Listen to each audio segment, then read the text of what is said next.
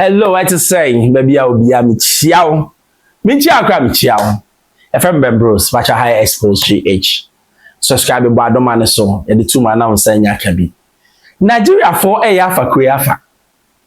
Mukaya, ye Nigeria 4 stories, baby. Ah, no, hinibi. Ah, sabi of a guy and Yanni Diano. Na yendi hujumenti. And na Nigeria 4 catchers a young mom quine. No muntu aba e wo Ghana. We ma show. Yankweni yankwa mra. Ye tu aba mani ye tu ma yesu mani ye. Enti we are all Ghanaians, but obi a won root ye root ne Nigeria. Enti and so ye life ne na the somewhat tikokoso. Enti na mo say asundie wa ha no. And there's something peculiar, a been tense in all the tribes in the world of crab, Arata Fona, a sum toko in sea. Uko Ufia, there's a Christian, there's a Muslim. Most observation were Muslims upon a dorsal, aye baha. The anchor certain community being seen. But in Nigeria, a kutimisi, Boko Haram, and the Yoruba party need the first money there, and time fan to combat. That's why we are also here living peace and harmony with our brother and sister Amoye Asantifo. I'm producer as a home. I didn't. Nigeria ni catch say yaman kwai once Ghana for Jimmy Foke. Only maybe say hospitality no a Jimmy Pro Max. Because only maybe a Colombia no tourism a part of it. But then ultimately konanko bending the rules of the nation. And now won't share Nigeria for a yafa or may afa. Yes.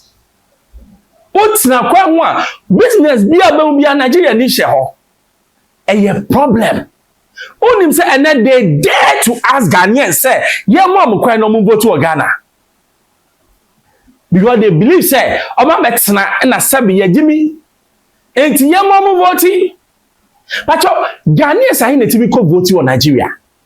Asem na mbisa. Ya hwe ye ekuro we ebe Daniel butu.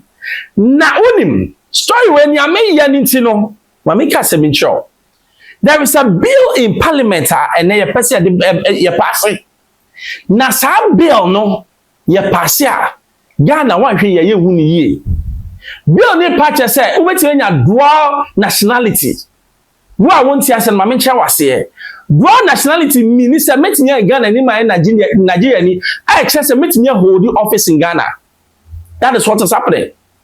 Enti enna yete wono sa bill ni passipa it means say Ghanaians are going to see foreigners taking positions in Ghana. That is what is going to happen. Yam passi poni ni be pass sa bill no e yade a eye hu a the members of parliament shouldn't pass that bill. Sa dual citizenship na yade abeto hwe mo pass sa bill na the foreigners will take advantage of it and they will come and rule Ghana.